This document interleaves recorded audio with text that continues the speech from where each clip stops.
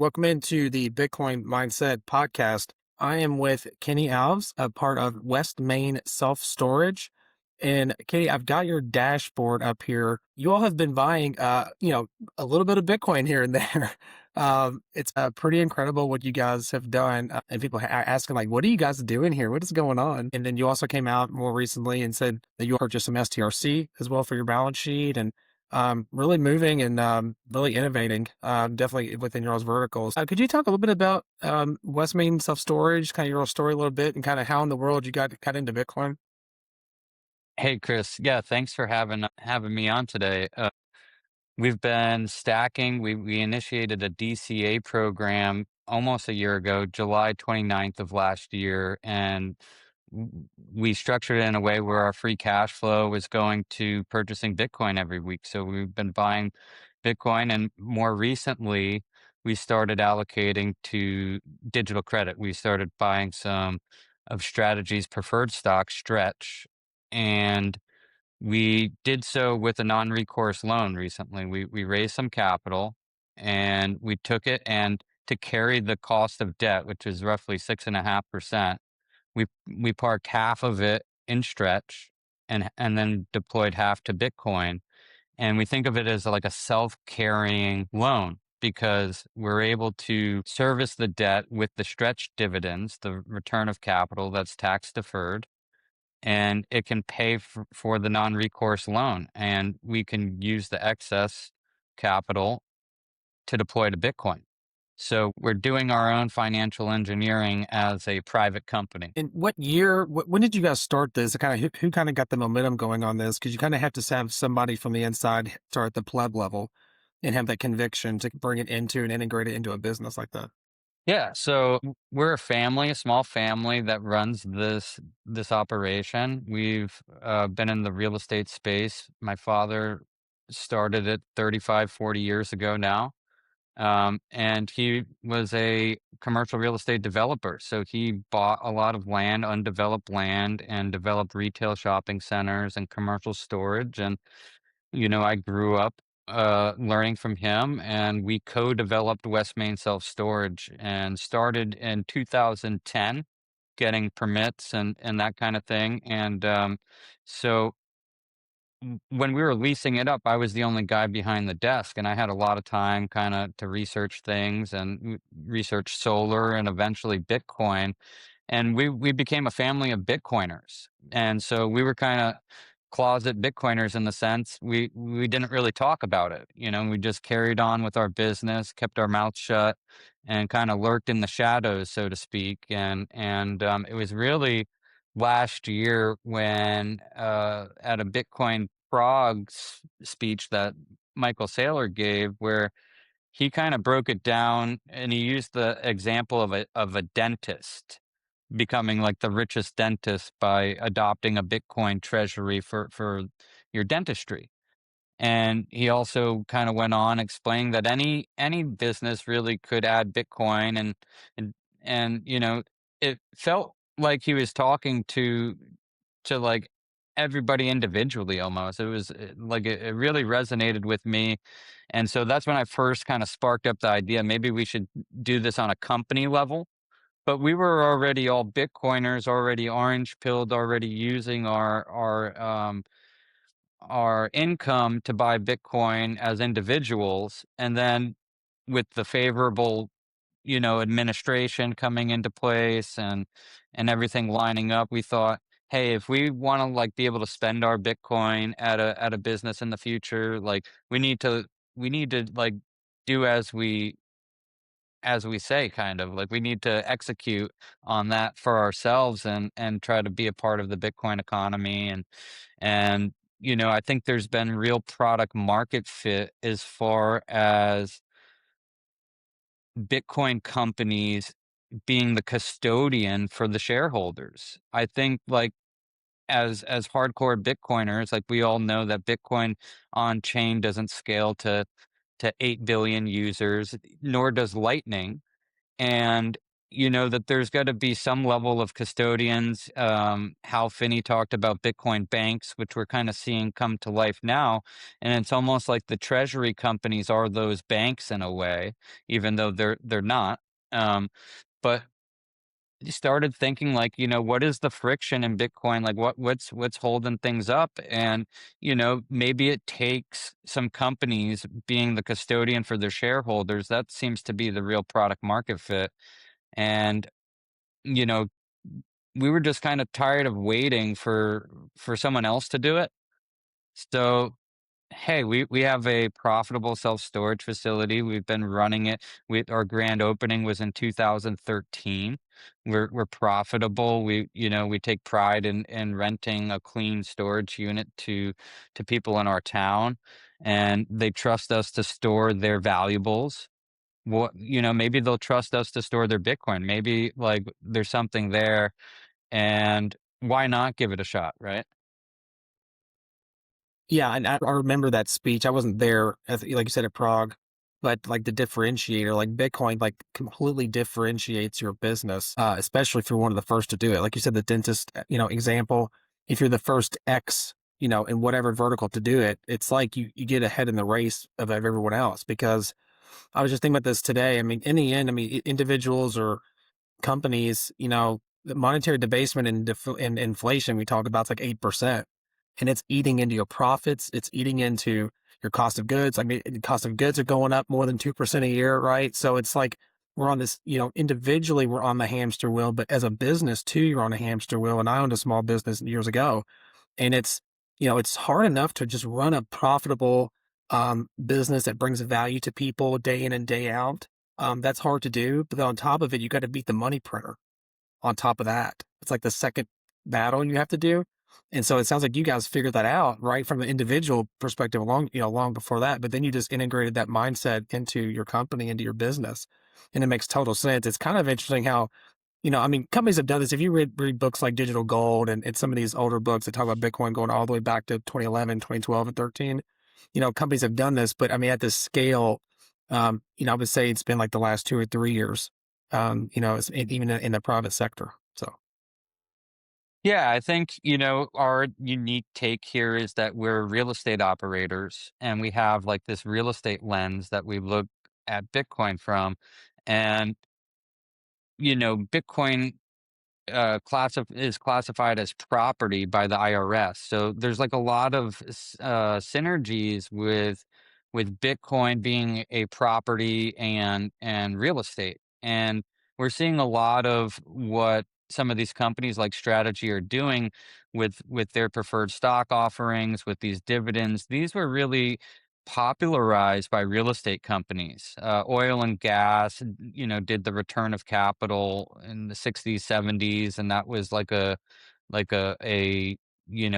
smart tax efficient way to get like tax shelter. And I think that's what real estate guys kind of always think about. They're always thinking about like how do they pay less taxes. They're looking at depreciation, and so I think like what's going on with this digital credit and why it was attractive to us and why we decided to put it on our balance sheet is because of the tax ramifications, because we're essentially swapping ordinary rental income, which is taxed less favorably, for a tax deferred return of capital. And so we're swapping our equity in the real estate for equity in the digital credit. And after tax, it has huge implications for us, right? Like where most, like banks or lending partners, they don't really care about the after tax consequences. But the operator does, the real estate guy does, the Bitcoiner does, right? I feel like as a Bitcoiner, it's my job to pay as little taxes as possible, right? Like we don't want to feed that system if we don't agree with it. And if we can use the tools, and now we have a new one, which is this digital credit. And I think it does just that. It arms, operators with a way to substitute their cash flow in whatever form it comes in to a tax favorable income stream, which is very exciting for us being in real estate and kind of looking through that lens. Yeah, and to your point, it's like a quasi REIT. It's got like the ML, like a limited part LP, quasi REIT feel to it. As soon as those products came out, if you've been involved with those before, it's like it had that feel to it, those that hybrid feel. And then so you're looking at STRC. Do you all see it as like this 3 to 6 month runway of cash for you all, and just and then you have the the return of capital aspect to it that if tax effective, it's more than the 11.5% depending on how you use those dividends. So, I mean, do you all see that as like a 3 to 6 month runway, or does it just kind of depend on what's going on with the business? We actually look at it completely different. I think that's another unique thing from where we're coming from as a real estate investor, we're long term. So we're looking at holding this until we actually receive all of our capital back and into the future, right? If we look at real estate development, projects and opportunities that we have, the re- to get a full return of capital, it takes a long time, right? Like when you go build a property, right, you could be spending 18 months just in zoning and permitting and construction before you even open the doors and collect the first dollar. And, the bigger the property, the longer it could take for permitting and zoning and all that stuff. And if you have to go to the DEM, the Department of Environmental Management, and you need to do, they're not satisfied with the phase one and they want a phase two report. You're just adding time. And if you have a technical review committee in that town or whatever extra hoops that you have to jump through to get the approvals, if you need to get a variance, a special use permit, um, you're talking years before the building is even ready to be occupied, right? And then you got to collect these rents, and you're paying the juice on the construction loan the whole time.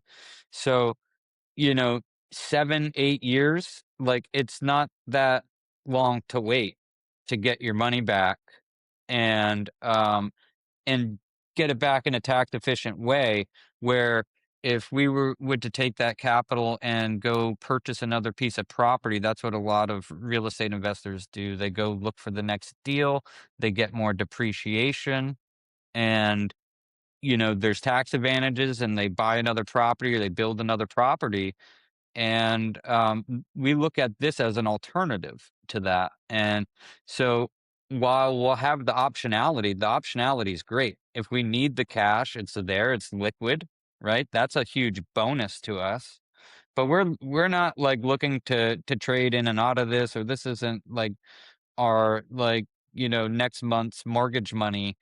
Um, this is us like looking for um, a diversified way in which we can purchase you know, find ways to purchase additional Bitcoin that we wouldn't otherwise be able to use. Like we're using these dividend payments to service debt that we captured Bitcoin with. So we look at it like, hey, we're capturing Bitcoin, and we buy just enough digital credit to service it with the dividend payments. So we're not actually have to sell the asset, right? Like we actually have the cash flows. We're generating the digital cash flows to service the debt without liquidating it. So I think that's a little different than some of the other players in the market. We're in this for the long term. I like that framework because everybody's using this as it's an instrument, and it's just a tool. Like we said a lot, it's just a tool to use, and everybody's using it very different. I mean, some of the arbitrage guys, they're in pre ex div date, and then they're slicing off their whole position in 2 days. Like just taking 20 bips or whatever, and they were like 2x 5x long, and then they're out in 2 days. But this is like you said, 8 to 9 year time frame of getting the capital back and then using the dividends to service other debt. And again, you can talk more about this too, about your all's mindset on it, but it's just you're arbitraging two systems.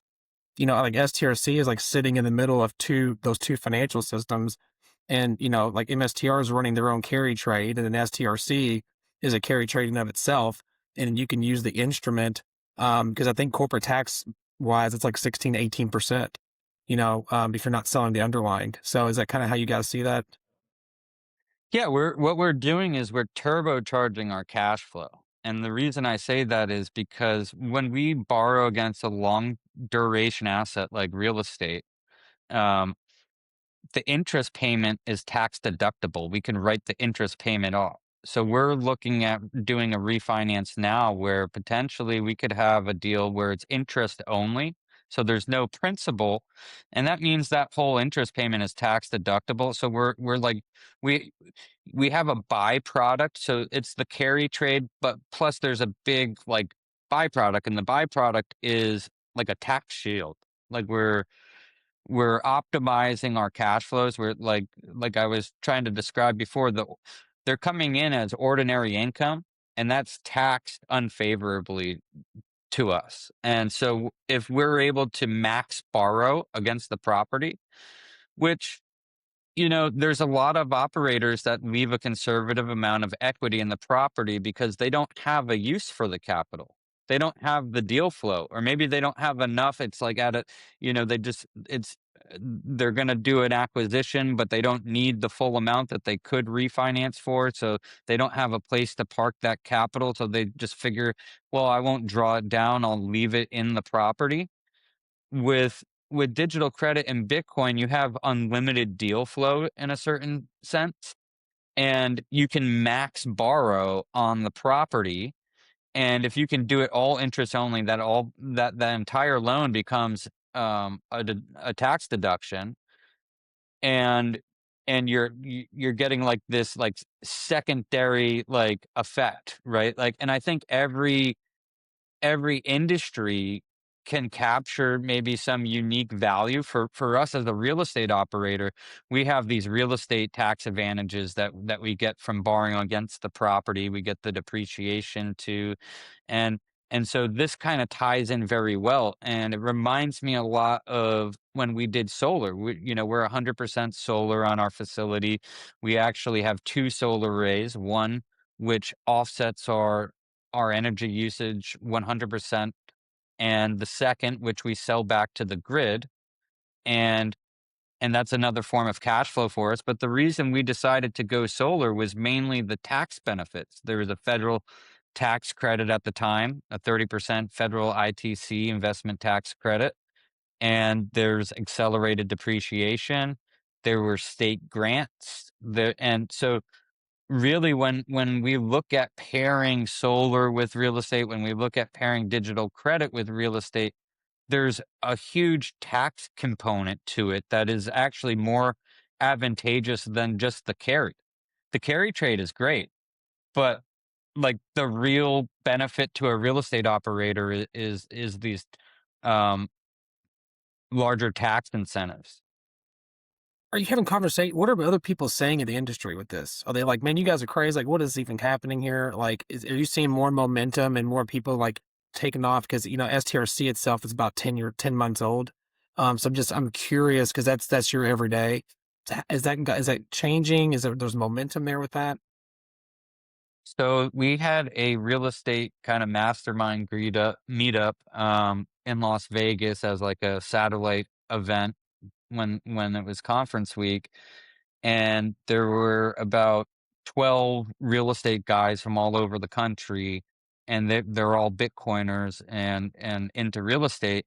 And so I was surprised to find out that there are a handful of guys doing this. They just haven't been public about it.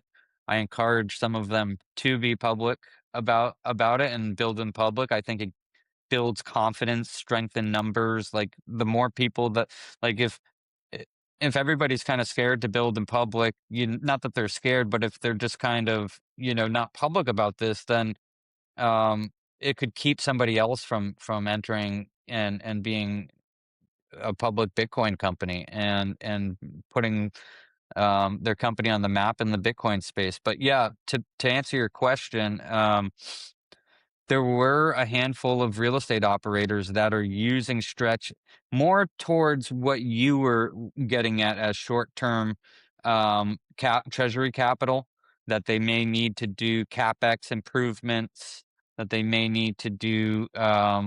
Maybe they have real estate taxes coming up in 6 months or something, and they're going to park it there, that kind of thing.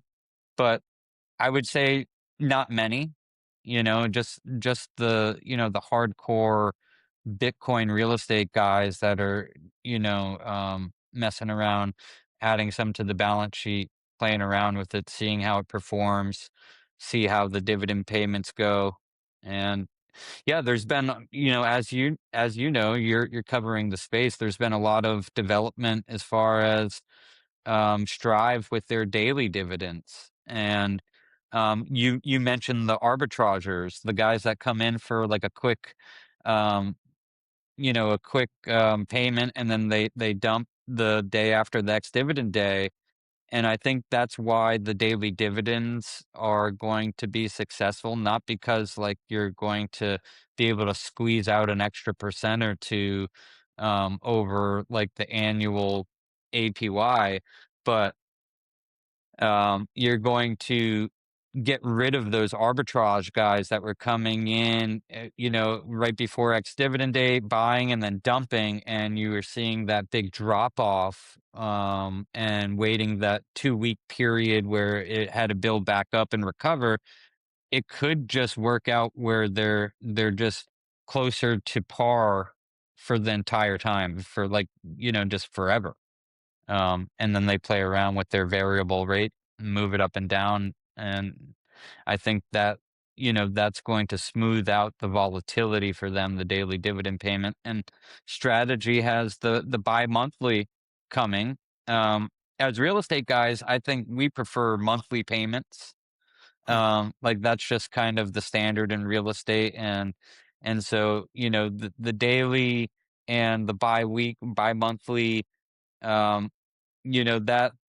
that's a little different for a real estate kinda guy. Like, real estate guys are, more in tune with monthly disbursements.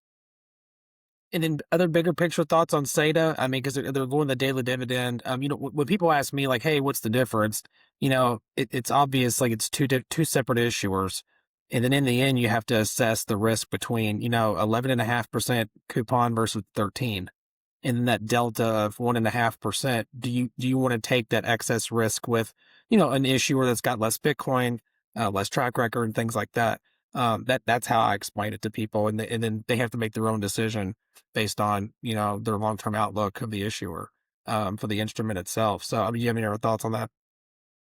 Yeah, I think ultimately there's gonna be a lot more issuers of digital credit, and I think, like, we could see every industry have a unique benefit by issuing their own form of digital credit. And this can be done, a million different ways. Like you can write these prospectuses and create these instruments in a ton of different ways. And Strategy and Strive are just the first to kind of issue it. Strategy created like a whole market sector, really. And, I think it's healthy to have choice, right? Like you want to have it eliminates counterparty risk, right? Like you know, really at the end of the day, you're trusting the issuer, like who's issuing this digital credit. And so, um, I think there's trade-offs like you mentioned. They have less Bitcoin, and they're trying to compensate for that by paying an extra 1.5% at the current rates today. I think that for certain people that could be a better vehicle for them if they're looking for a little bit more risk, a little bit higher risk, a little bit higher reward. And we're also seeing them innovate. The first daily dividends of any Nasdaq listed company. So I think that we're pushing the envelope as Bitcoiners, and I think it's good to see that they're innovating and they're making themselves a little bit more unique. But at the end of the day, I think there's going to be dozens of digital credit issuers, and I think they have a product that is worth looking at. I got your dashboard pulled up. What made you guys want to do a dashboard about the Bitcoin you have, the buys that you've done? And then also, can you throw in there, do you have like a sliding scale of how much Bitcoin you have versus STRC? Is that something that you're all kind of running through, like for the best fit for what you're trying to do operation wise? Yeah, we wanna be transparent. We wanna build in public. We wanna let everybody know what we're up to, and, it's really for us to have just like a bird's eye view of our holdings. It gives us a snapshot. It helps us track everything, see where we're at day to day. Um, the idea behind the digital credit and the allocation to stretch, and we may think about allocating to the other preferreds out there as time goes on, is that is viewed as an ancillary income stream for us, right? We have our storage units where we get rental income, ordinary rental income. We have our solar panels, which we earn revenue from, and now we have digital. We like to think of it as digital rents, right? We have this third revenue stream now that comes in, and it allows us to grow our business without expanding our footprint. So we on here we have like 5 different tabs. We have our Bitcoin tab, we have our digital credit tab, the real estate, the solar, the debt, and then a overall overview and all of encompassing everything. And how we kind of think about things. We If you go to the all tab, we added some new charts. One is loan to value, and the other is our debt service coverage ratio.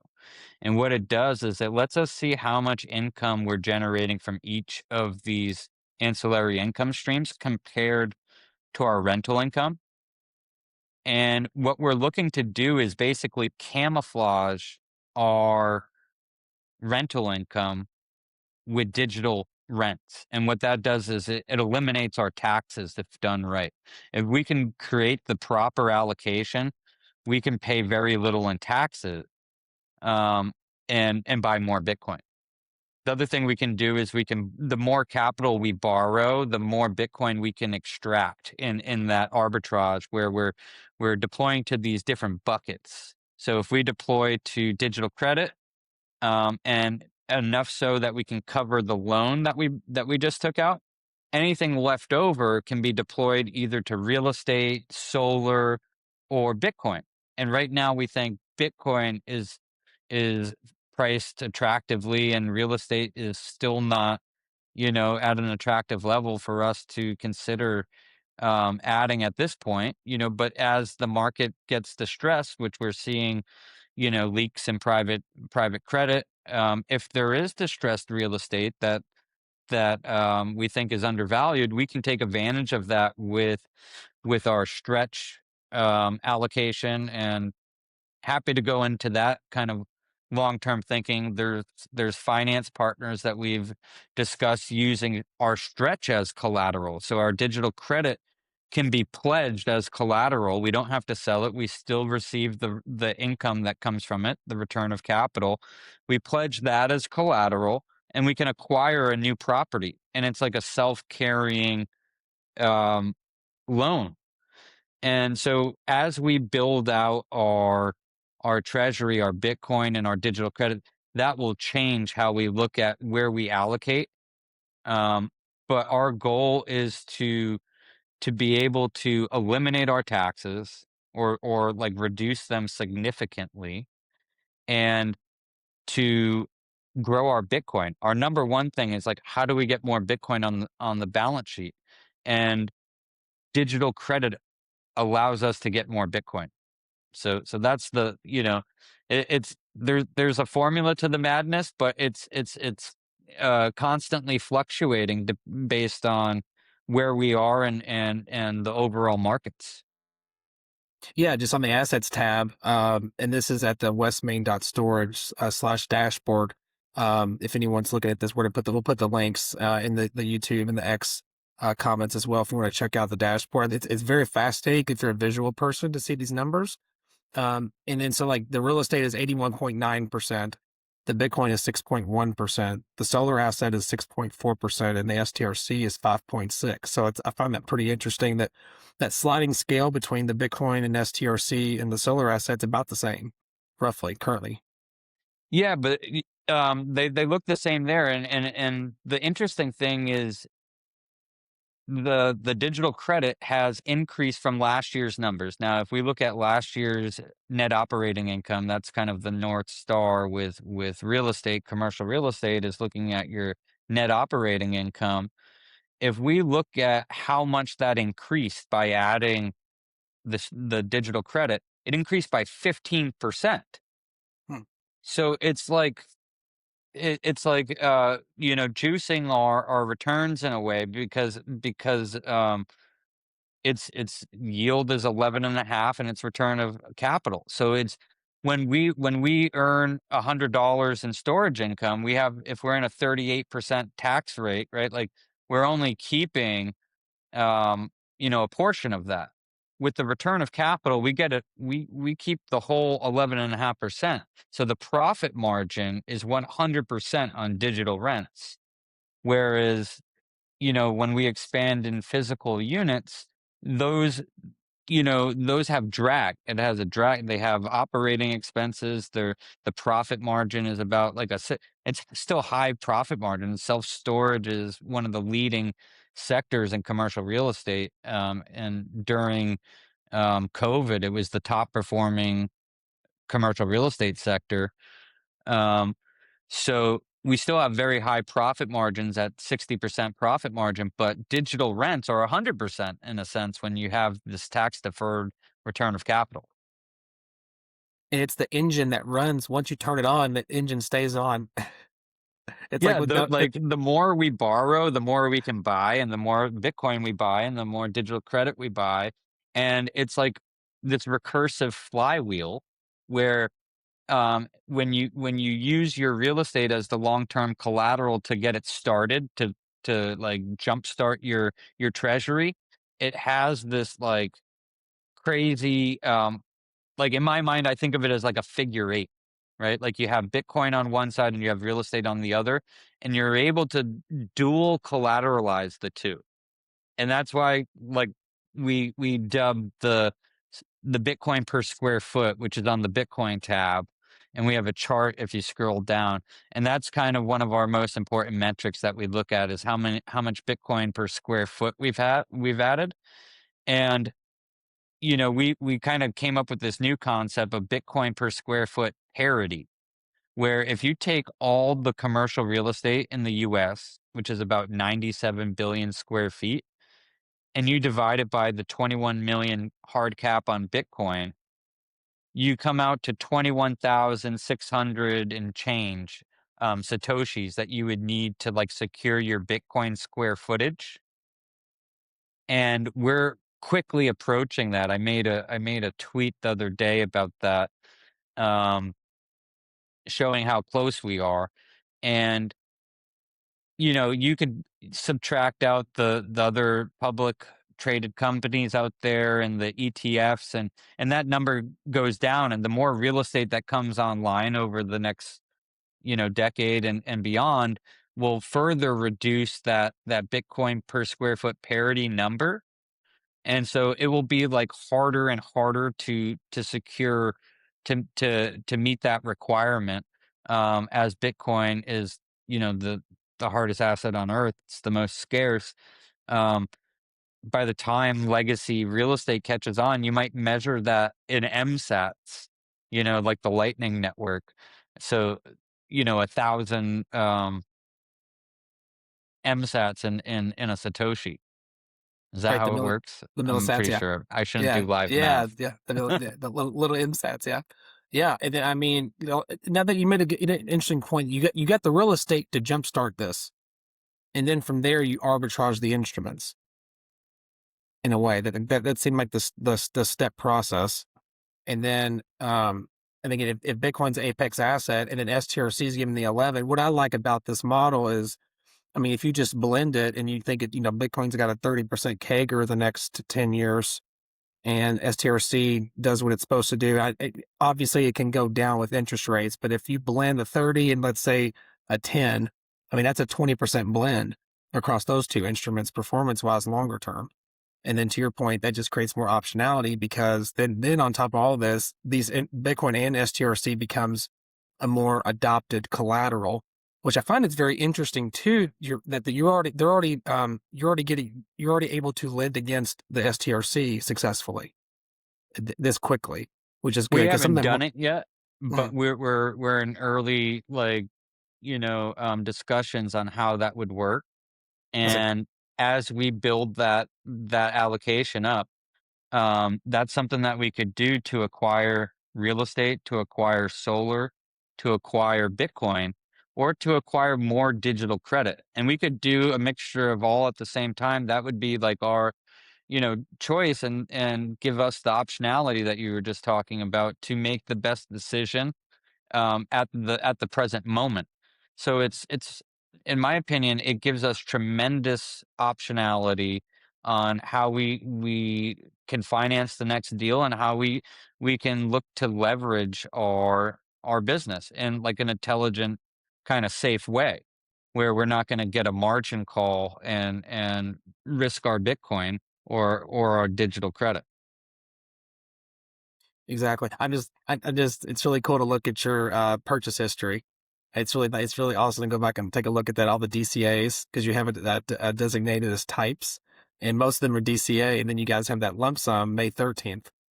So that must have felt pretty good there a We couple ne weeks we need ago. more lump sums. We gotta find more ways to get lump sums, but, yeah, we've been very disciplined, when we wanted to be transparent and do what we said we were gonna do, and we committed to a $10,000 DCA every week, and kind of what I'm thinking how I think about this is we're building a real like a real-time case study for any other small business to follow and get inspired from. And we're kind of like proving out why DCA becomes such a powerful tool. If you look at our first purchase, Chris, we purchased like it was like 118,000. That's it. And even before our big lump sum, because I know, people will say, "Oh, well, you only brought it down because of this lump sum buy."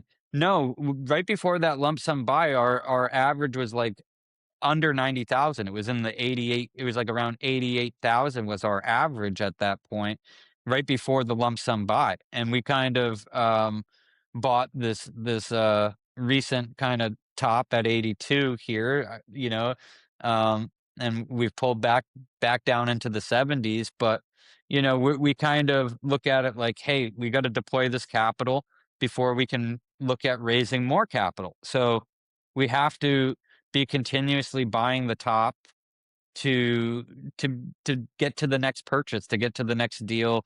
To or if we're just sitting on the capital and cash in the bank, um, we don't have the motivation, we don't have the need or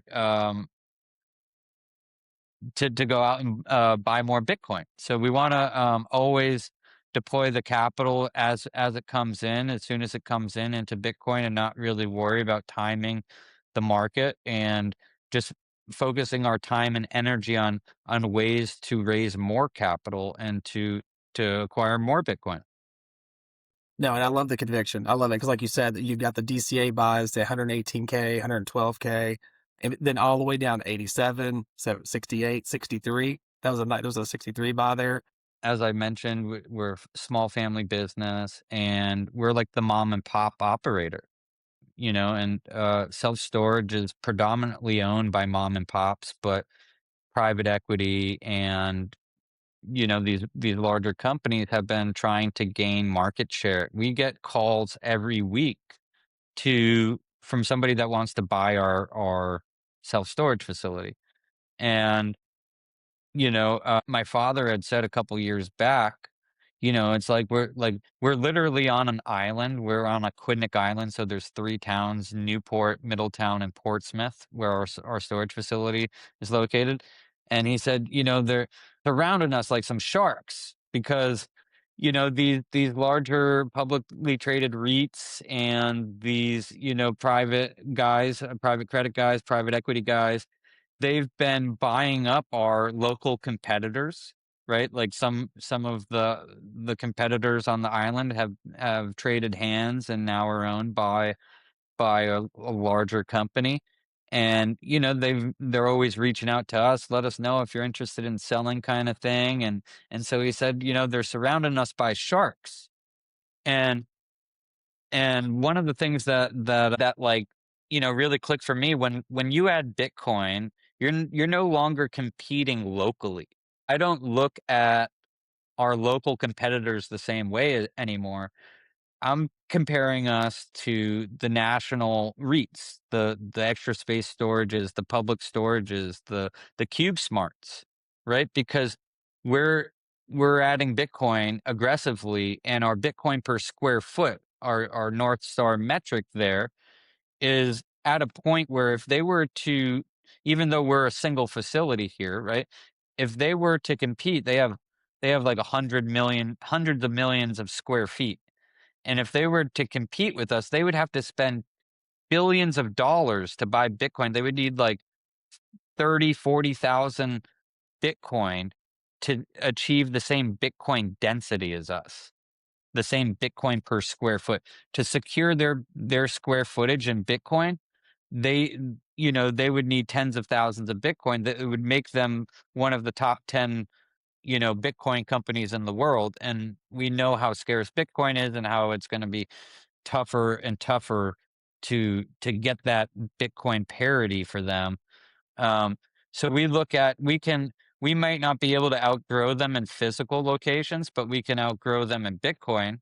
And if we get creative on how can we add Bitcoin to our balance sheet, we can expand in cyberspace and they won't even see it coming, kind of thing. Love to be able to tell you more. Kind of got to keep it hush hush for now, but I'd love to come back on maybe this summer and talk about what we're doing when we're able to reveal more. But yeah, we're doubling down, tripling down. We're just laser focused on adding Bitcoin to the balance sheet. And we know that we have this window. We don't know if it's 6 months or 12 months or 5 years, right? Like, but it's probably somewhere in between. And we think like our advantage is that we can move fast as a small company, so we can, outmaneuver these big, public storage, extra space storage. And, maybe we can just, if we play our cards right, maybe we can catch up. I got to tell you this analogy. I was on the phone on a private conversation and comparing strategy as a yacht and strive as like a speedboat, right? They can just move at insane speeds. And like we're kind of like a jet ski at this point. Like we can launch off the waves and do backflips. We're able to do things that these bigger companies can't do, and we got to use that to our advantage. And so we're gonna try to get in where we fit in. So luckily, I just got a new X handle. It's Kenny underspace Alves, Alves on X. Feel free to reach out there.